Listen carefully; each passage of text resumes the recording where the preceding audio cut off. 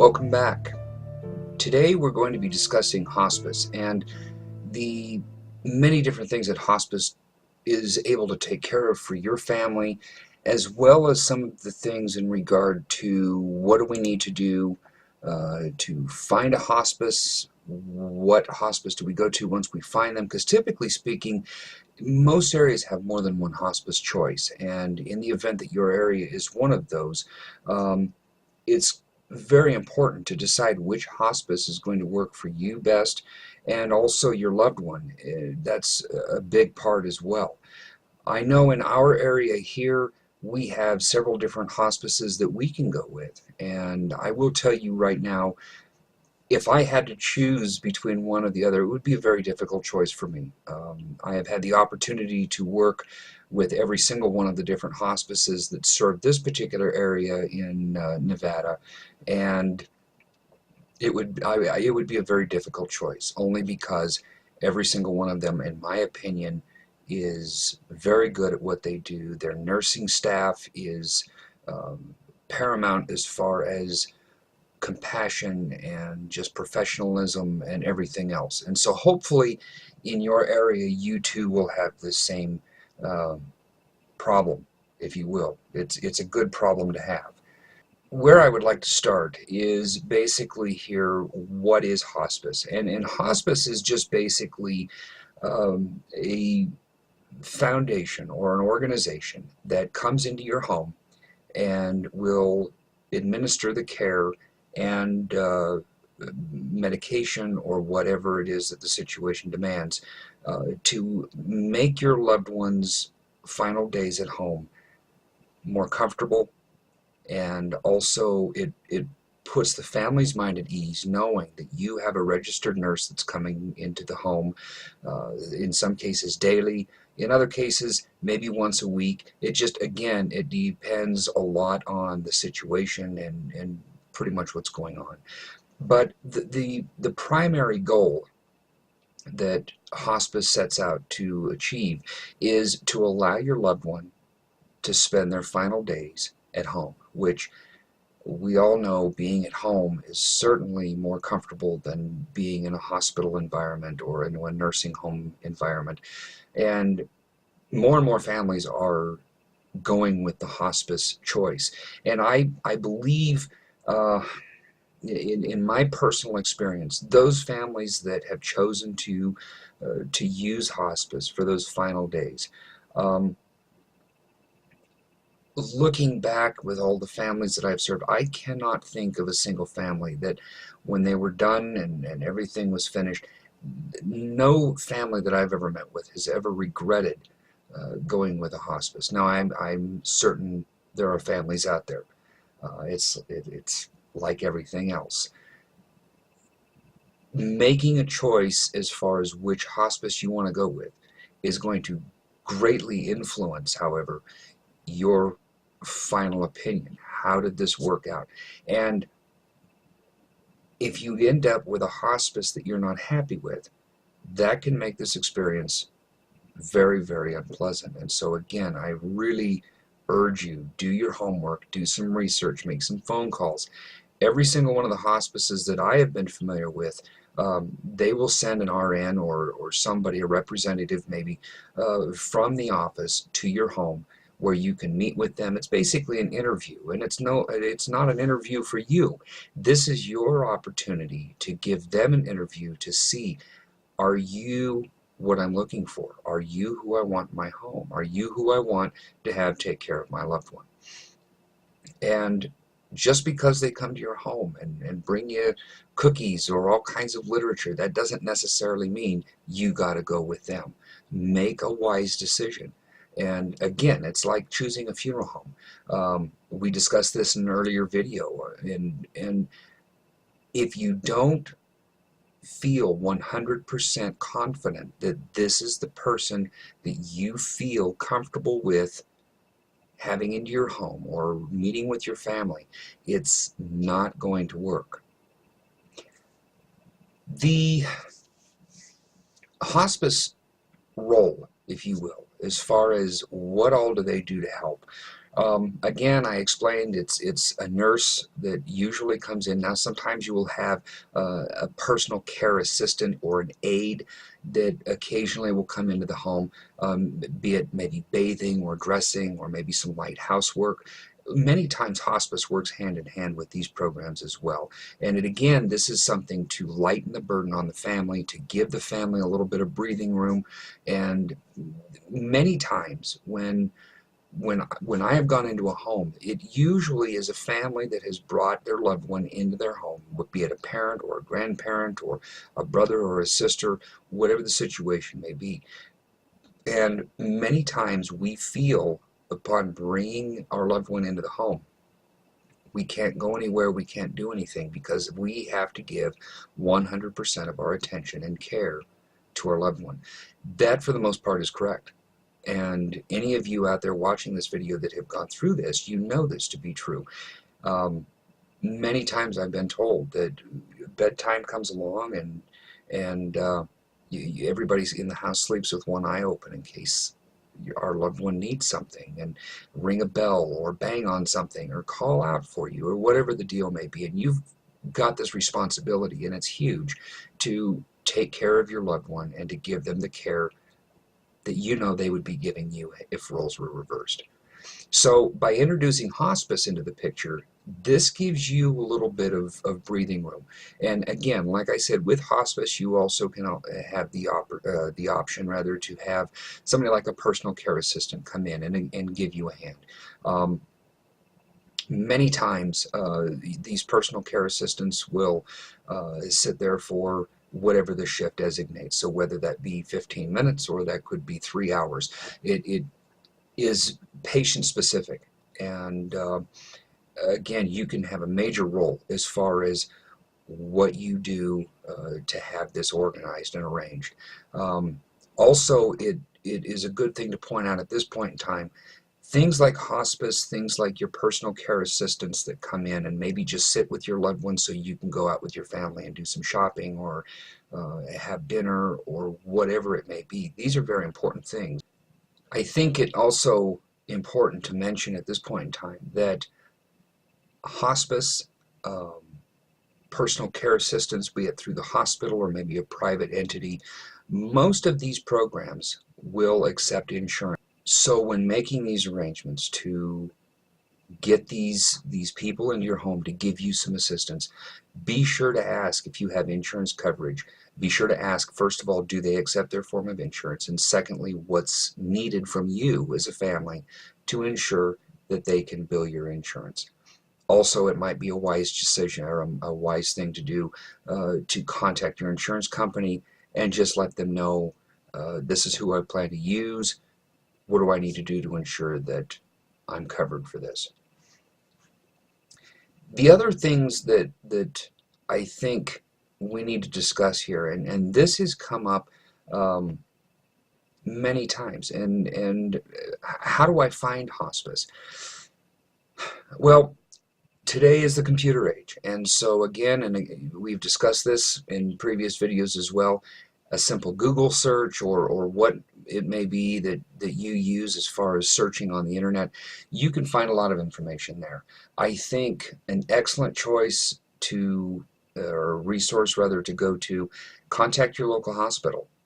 These hospitals will all have a listing of hospices that are available. Not only that, but phone numbers and everything else that you need so you can get this started.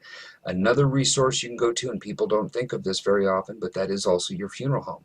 As a funeral home professional or a funeral professional, I have occasionally received phone calls from families asking my assistance as far as what hospices we have in our area.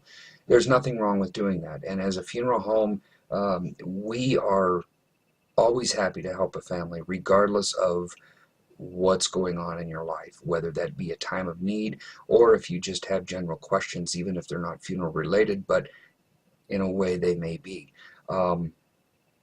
So definitely make some phone calls and get some information that way.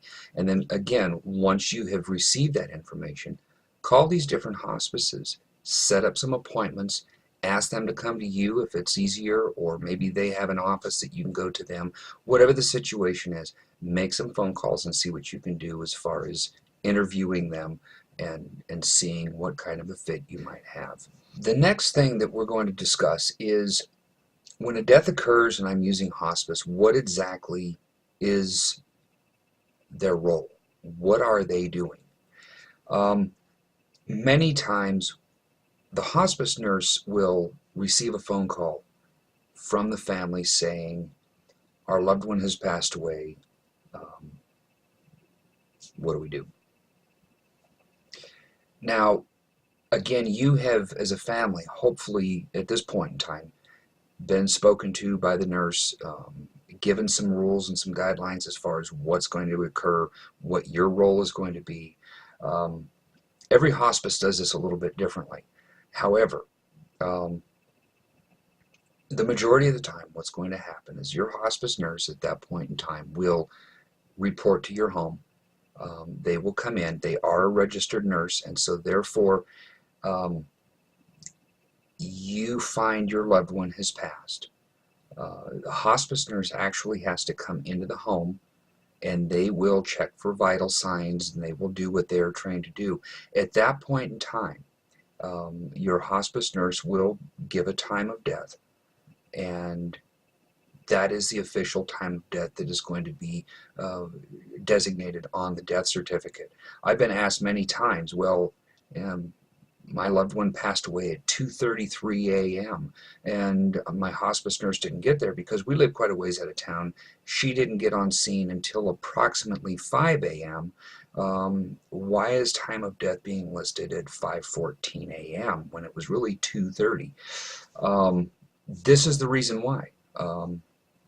If you are a medical doctor or a registered nurse or something like that in a position that you have authority over that particular hospice, your time of death may go. But for the most part, 99% of the time, when the hospice nurse gets on scene and checks for those vitals, that is the time of death that will be listed on the death certificate.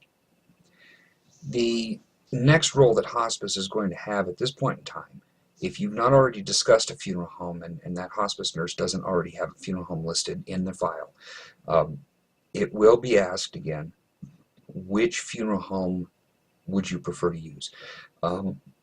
Typically speaking, your hospice nurse will actually call the funeral home to have them respond. And again, this is based off of what your preference as a family may be, possibly what the preference of your loved one was. In the event that you or your loved one does not have a preference on a funeral home, in the event that there is more than one funeral home in your area, hospice nurse will have or should have a list of all of the funeral homes that are in the area that serve your particular area, and within that list there is what we call the on-call, and that just simply is a rotating shift that for an X amount of time, funeral home A will be on call, to which at that time when it ends, funeral home B goes on call for the same amount of time, so on and so forth. And that hospice nurse will have a list of this, of these funeral homes that he or she can refer to, see that, oh, funeral home L is on call, and tell you who they're going to be notifying. If you don't have a preference, again, upon hearing that name, that funeral home will be called. Now again, we have discussed this in previous videos. In the event that a funeral home is called and you decide after speaking with maybe your neighbor or a friend, or maybe you go back and think later on, oh, you know, I did use this other funeral home, I prefer to go there. It's not too late to change that. And I can't emphasize that enough, that because one funeral home was called doesn't mean you must stay with that funeral home. This is, at this point, not for your loved one. This is for you. If you are uncomfortable or not happy with what's going on, or the arrangements that you're making, or maybe the director that you're meeting with, it's not going to be a pleasant experience. We all know where we are right here, right now, at this particular juncture. It's not a pleasant experience either. So the more things we can do to put our minds at a little better ease, to make this a little bit smoother and a little bit easier, I highly encourage it. So please just always remember, you have choices. Even at this point, you have choices, and don't ever assume that you don't. The next topic that I would like to get into is a very risky topic. Now, this particular subject has come up several times in my career as being a death care professional, and I think it's very important that not only we as a family understand this, but also if you're a hospice nurse or a healthcare professional of any kind, and you may be watching this, I think it's very, very important that this next point get across, and that is my hospice nurse allowed to help me choose a funeral home? Now, thinking back to calls that I've had before, I mentioned in the very first video that I've had the opportunity to work for several different funeral homes, and one of those opportunities was for a very large funeral home, and was in northern Nevada, and this particular funeral home owns multiple different locations. And so as a result, that particular funeral home was what others in the industry would call the kind of the top dog of funeral homes. We were the biggest. We usually had the quickest response time. We also had all of these other facilities and just a plethora of resources at our disposal that we could fall upon at any given time. Did that make us any better than a funeral home that had just started a year and a half prior to me starting with this large company? Absolutely not. In some ways, I think it made the new funeral home far more appealing. It just, again, it depends on what you as a family are looking for.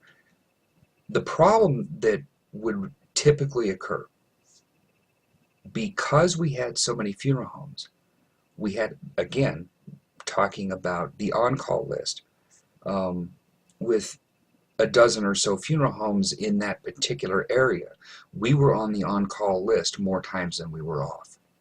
So one week we would be on call for funeral home A, the next week we'd be on call for funeral home B, and then the third rotation it would be another funeral home that wasn't affiliated with us. The next 3 rotations we would be back on for 3 different funeral homes, so on and so forth. So hospice nurses and the coroner's office and everybody else, 9 out of 10 times when a funeral home would be on call or would be dispatched to a particular scene or to someone's home, it would be us that would come in. With that said, this particular hospice nurse in general that I'm thinking of right now really got used to the fact that we were very quick in our response. We were very sincere, gentle, and delicate with how we handled taking our family's loved one into our care. We were very professionally dressed. We had a very professional attitude. All of these things were very good as far as why this particular hospice nurse preferred to use us. The flip side of this is this was not the hospice nurse's call. This was not her decision to be making for families. And what eventually ended up happening was we got called by this hospice nurse. It was about 3 o'clock in the morning. It was about a 20-minute drive out of town for us. And so at the time we actually got to the residence and everything, it was going on close to 3:45 in the morning. And we walk in the door. I start my introduction. I start talking to this family, hand them some paperwork, start answering some questions. And the spouse looked at me and said, "Wait, what funeral home are you with?" And so when I told him, he says, "Oh, I don't want you." Come to find out, the funeral home he did want was not related to us. What we later discovered after this particular individual became very upset with us, this particular hospice nurse made the decision on her own. Well, chances are it's going to be these guys. We've got a dozen or so funeral homes to choose from, so the chances of it really not being one of them are pretty slim. She was wrong. There was some pretty bad things that happened at that point, and it not necessarily legally, but there was a lot of trust issues that happened there. Not to mention, you took a funeral home crew, woke them up at 3 o'clock in the morning, took them clear out of their jurisdiction when they were on call. By the time we got back to town, we had several calls lined up where families that did want us were waiting for us because we were out of town so far. These are all things that, as a hospice nurse, you can avoid by just simply asking the family, what do you need? What do you need me to do? Who do you want me to call? In the event, again, in the event that the family doesn't have a preference, it is not your decision to make a choice for that family. You should have an on-call list and go off of that. Now, in the event there's not an on-call list, there are several funeral homes. Depending on what happens in your particular area, it may or may not be your decision. But for the most part, 9 out of 10 times, you do have something to go back to. Your opinion of a particular funeral home, be it on call or not, it makes no difference at this point in time. Regardless of your relationship with this family, regardless of your relationship with their loved one, this is not your decision to make. And a lot of times that's very difficult for you as a healthcare professional. Again, I hope this helps. If you do have any other questions in regard to hospice, please send me an email. My email address again is majorpell@yahoo.com. And if you happen to be a hospice nurse and maybe there's something that you wish to add or something that you think I should fill in a little more information on, please, again, feel free to send me an email. I look forward to hearing from you. Those of you that have contacted me in regard to former videos, I greatly appreciate your comments. Until next time, thanks for watching.